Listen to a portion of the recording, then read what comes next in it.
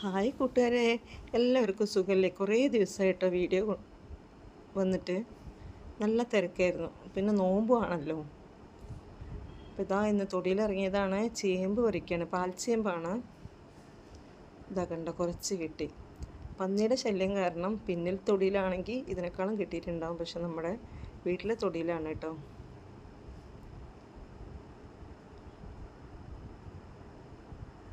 ഇതാ കണ്ട ഇത്രയും കിട്ടിയിട്ടോ. അതിനുശേഷം ഇതാ ചക്ക ഇടാൻ വേണ്ടിയിട്ട് ഒരാൾ വന്നിട്ടുണ്ടായിരുന്നു. ചക്കയൊക്കെ മൂത്ത് തുടങ്ങി, ഇടിച്ചക്കയുണ്ട്.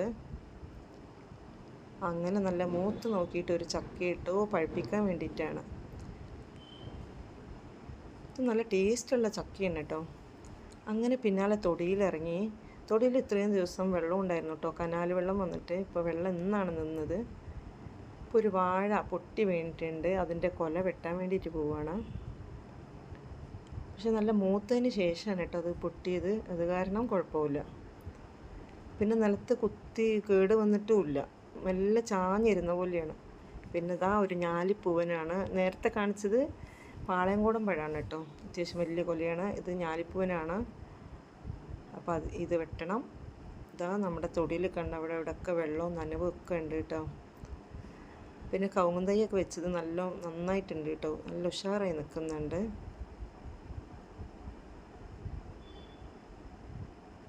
ഞാനിപ്പോൾ പിന്നെ ചെറിയ കൊല്ലയായിരിക്കും. നമ്മൾ പുറത്തൊന്നും കൊടുക്കില്ല, നമ്മൾ തന്നെ ഉപയോഗിക്കുക ചെയ്യുക. ഇതാ പിന്നെ ചീരകളുണ്ട് കേട്ടോ. പലതരം ചീരകളുണ്ട്. ഇതാ മൈസൂർ ചീര, പച്ച ചീര, ഇങ്ങനെ പലതും ഉണ്ട്. തൊടിയിൽ വെള്ളമുണ്ട്. ഇപ്പോൾ ഒരാഴ്ച ഈ തണുപ്പുണ്ടാവും. ഇനി വെള്ളം വരുമോയെന്ന് അറിയില്ല. അങ്ങനെ ഈ കൊലയും കൂടെ അങ്ങോട്ട് വെട്ടിയെടുക്കുക. ചെറിയ കൊലയാണെങ്കിൽ നല്ല കായാണ് കേട്ടോ. നല്ല മൂപ്പും ആയിട്ടുണ്ട്. ഞാലിപ്പൂവൻ അറിയാലോ, പഴുത്ത നല്ല ടേസ്റ്റ് ആയിരിക്കും. കുട്ടികൾക്ക് ഒരുപാട് ഇഷ്ടമാണ്. പിന്നെ ഇതാ തിപ്പിലി പറിക്കുകയാണ്. തിപ്പിലി കണ്ടോ ഏകദേശം പറിക്കാനായിട്ടുണ്ട്. അത് നമ്മുടെ ഉപയോഗത്തിനല്ല കേട്ടോ. അത് ഉണക്കി വെച്ച് ആരെങ്കിലും വന്ന് ചോദിക്കും. ജലദോഷം ചുമയാണ്. പിന്നെ ആടുകൾക്കും പശുവിനൊക്കെ കൊടുക്കാൻ ചോദിച്ചിട്ട് വരും ആളുകൾ. ഇതാ കണ്ടോ ഇത്രയാണ് കിട്ടിയത്. പിന്നെ നേരത്തെയൊക്കെ കിട്ടിയത് ഇങ്ങനെ കുറേശ്ശെ ഉണക്കും. പിന്നെ ഇന്ന് കിട്ടിയതൊക്കെയാണ് കേട്ടോ. ഇതാ ചേമ്പ്, അതുപോലെ മാങ്ങിഞ്ചിയാണ് കേട്ടോ കൊട്ടയിൽ കിടക്കുന്നത്.